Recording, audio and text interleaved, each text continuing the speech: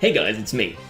If you're interested in recording a 3DS and possibly making Let's Plays of, I don't know, Pokemon X and Y and the upcoming Pokemon games or anything else, but you're still deciding on what type of product you're actually looking for, perhaps this video will help you.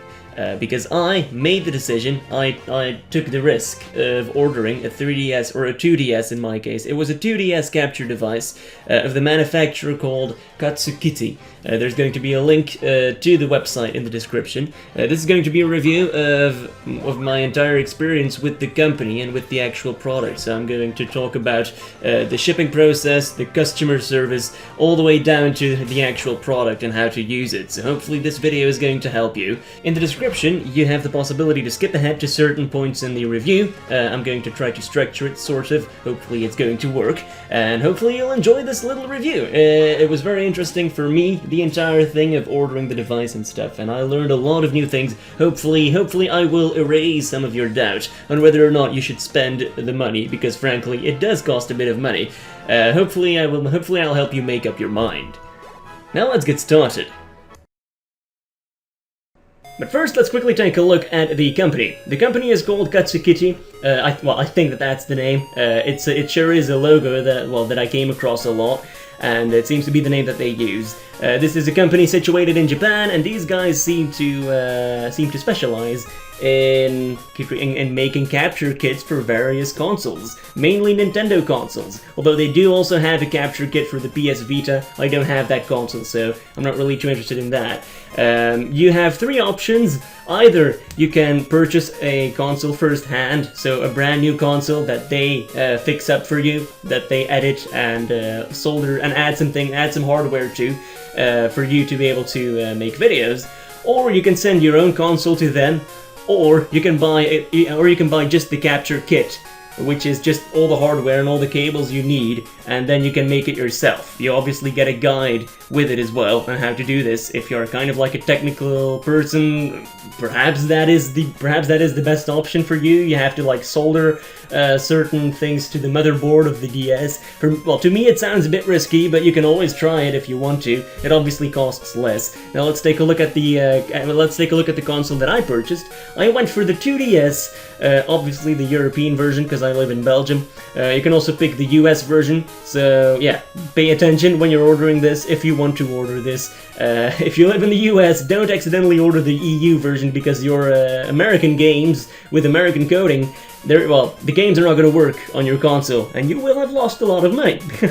Pay attention to that. And obviously it costs like $150 less if you just want to get the capture kit without the console. So then you'd have to make it yourself, assemble it yourself, I guess. All right, so much for that. Now let's talk about the ordering and the customer service. Now I'm going to talk about the customer service. I had a lot of doubts before I purchased the product. I literally spent days in a row sending emails back and forth to the company. They always got back to me within 24 hours. Even on Sundays, they always responded. They were very polite, and they never lost patience with me, even though I asked a couple of really stupid questions, and I asked it like 3 times in a row. They kept on being patient. Obviously, they wouldn't want to scare off potential customers, but I was very positively surprised about the whole ordeal. They were very professional, very quick, and precise in their answers. And for a Japanese company, they were very good at speaking English as well, so that's a big 10 out of 10 for me. Now I'm going to talk about the shipping. I guess I don't really have to edit the video for that. Pretty much, the assembling of the product took about 2 weeks, if I'm not mistaken. That was a bit of a bummer. It took longer than I expected. It was like between 1 or 2 weeks. Then I got an email saying that they were going to ship it. Then I was like, okay, I'm probably gonna have to wait about, I don't know, another 3 weeks for it to arrive, because I do live on the other side of the planet. I live in Belgium, by the way. Japan is literally on the other side of the globe. I had to pay $30, I had to pay $30 traveling cost or shipping cost, besides the actual price of the product. So all in all, I had to pay about $400, but I was very surprised about the shipping, because it took them 1 day to ship it from Tokyo to Hong Kong, which is in, well, China, and from then it stayed there for an entire day. After which it took him one night for it to be in Germany. So apparently they do not ship it; they actually fly it over to Europe. I was very positively surprised about that. That was amazing, how fast it arrived. It took about 3 days or 4 days in total for it to arrive. Much faster than much faster than I initially thought. They ship through DHL, and well, it's all very transparent. You can follow your package in great detail on where it is, what's happening to it. Usually it was always stuck at customs because, well, all these things have to pass through a couple of customs in certain countries. But overall, everything around that went really well. I would say that the waiting time of the assembling was a bit long, or a bit on the longer end, so that gets like an 8 out of 10, but the shipping gets a big 10 out of 10. The package was not damaged at all. It was very professional, very quick, and very transparent. Pretty much all I need from a company sending a parcel to me from the other side of the planet. I knew exactly what was happening, and I'm really glad about that. Now let's talk about the actual product, what's in it and stuff. So I'll grab out my phone and my camera for that, and I'll see you guys in a second. Alright, now let's quickly go over what's actually in the box, but first I want to point out that my cat is standing right there and is screaming like a fucking lunatic, but hey, that's just my problem. Alright, so what came in the box? A couple of things. I don't really have much time. You have the charger. Unfortunately, it's a UK type socket. My wall socket looks a little something like this. It's completely different, so I had to get an adapter for that. If you're wondering, Ardo, why are you hurrying up so much? It's because I don't have that much fucking memory left.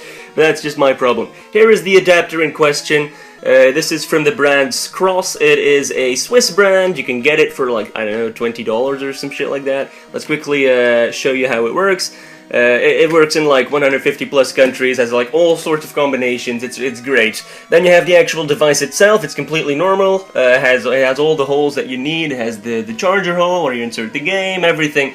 However, at the back, something has changed. Now there is this box protruding, which has two downsides. One downside is that it can get in the way whenever you're playing, whenever you're holding it.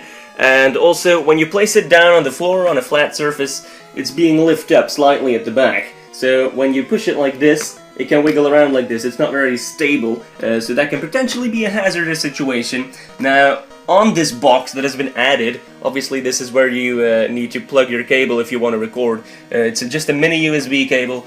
I'm going to show that in a second. Now you have this. This is AR cards. I don't even know what the fuck this is, man. It says something about you needing these cards to play augmented reality games or whatever. I didn't even know what this is. I'm sorry, I'm not a professional. Then you have this piece of paper, which is from the company, Nice Toro Capture. This gives you all the information you need to get the software and gives you some tips on how to use it properly, and if some things are not working according to plan, you can fix it by, I don't know, by using these tips. Most likely. I haven't had any problems with the software. I'll show that in a second. This is the mini USB cable. This is just this is the part that goes in the PC. This is the part that goes in the console. And now last but not least is something else. I didn't only purchase all this. This is what you get if you just purchase the product, and this should be enough.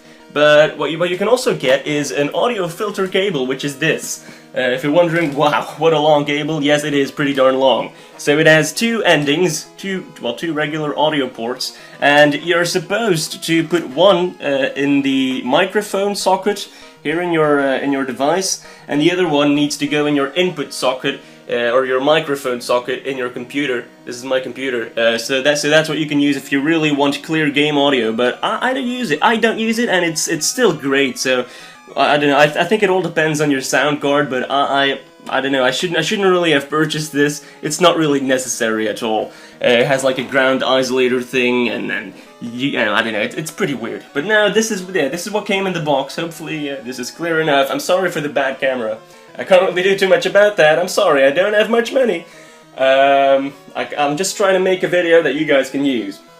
If you want me to show you the actual console one more time. By the way, if you have questions, you can always leave them in the comments. Everything is there. I mean, you can go online, the console works. Let's quickly turn it on. If the recording abruptly stops, then it's because I ran out of memory. Let's quickly turn it on. I can prove to you that everything works according to plan. Alright, I'm just trying to tell you that it's actually a great product. It's just like the normal thing, and it works completely normally. Although, as you can see, it's not really very stable, the surface. Alright, now the touchscreen works as well. There you go. If you're wondering why my finger looks weird, it's because I cut myself at my work. Now, let's go back to how to use the actual item. Now, let's make the magic happen, shall we? I'll quickly show you how to plug it in. Let's go to my computer. This is my desktop. Obviously, I'm gonna go for real screen recording. So, don't worry, child. See, Heaven has got a plan for you. So this is the software. You open it up, it gives you a blank screen. Now, I'll quickly go and grab the cable, and all you need to do is figure out how to plug it in one-handedly. Right, that's what I'm gonna have to figure out. Alright, I think I figured it out. Yeah, I'm just gonna plug it in like this. I mean, it's easy. You plug it in, nothing more. There you go. Now it gives me a little sound, and now, as you can see, it popped up on the screen. That's how easy it goes. And if you want a view on how well the screen is being transmitted, I'll try and do this one-handedly, like so. And now if I go to the right, as you can see, it's going like immediately. My computer is kind of loud right now. So that's basically it. Hopefully this is alright. Stupid fucking sound. I hate it. yeah, let's go for that. Alright. Now this is pretty much how you make it work. And then it's up to you to record it, but I'm gonna show you how I do that in a second. By the way, there's also going to be a quality test at the end of the video, so don't worry. By the way, you will have most likely already seen some 3DS footage, most likely Pokemon. It's because, well, that will also have been recorded through this piece of software. So yeah, I'll be back in a second. Alright, so welcome back. This is obviously a little bit better to look at. It's a little more pleasing to the eye, isn't it? So let's reopen the software. Again, it's gonna give me a no signal screen. Now, first things first, I'm gonna go back to the initial settings, or something that was like the initial settings. You go to calibration, and the lower screen clock was like, I don't know, it was like 7 or 8 or some shit like that, and that's not good. I'll show you why. So now let's turn on my device. I'll turn down the computer sound as well. Now it's going to pop up in like 3 seconds because the thing is starting up. Yeah, there you have it. All right. So as you may or may not be able to tell. Wait, I know. I'm gonna have to close it to make the changes actually take effect, I think. So let's reopen the software. As you can see, no problem at all with with the screen being transmitted. It's very good. It's very straightforward. All you have to do is plug it in, open the software, and you're free to do whatever you want in terms of recording. But yeah, as I was about to say, you have to. At least you have to turn the lower screen clock to 12 to 14. That's something very important. For some reason, it's not really giving me any blurry touchscreens right now, but I had that at first. The touchscreen was kind of blurry, and I couldn't really do too much about it, except for changing the settings, I guess. So now let's reclose it, reopen it, and I guess let's start up a game or something. I obviously don't want to show you guys anything of the Let's Play that I'm gonna make, but yeah. All in all, you can do kind of a lot of things with this piece of software. You can limit it to 30 FPS. I don't do that because my computer is good enough. I can go at 60 FPS. It's better for capturing and stuff, and for the quality preservation. Back buffer. Oh yeah. Well, there are a couple of things you can change. Obviously, you can make this smaller. I don't really know what this does, but it does decrease quality. I'm honestly not a professional, but if you look at my current settings like this is obviously going to be the best because I've already done a lot of quality testing, and I think that this is the highest quality that you can get without blowing up your computer. Special settings, separate the lower screens. That's also something that you can do. So now you have 2 different screens. Well, if you want to record Let's Play or some shit like that, it's honestly up to you whether you want to do this or not. I'm more of a fan of a horizontal layout. Now let's go to 3D mode. 3D is off because obviously I'm playing on a 2DS. You can honestly you can probably turn it on, although it's probably not going to make a difference for me now because I'm playing on a 2DS. And filtering, no filter, bilinear, what's that?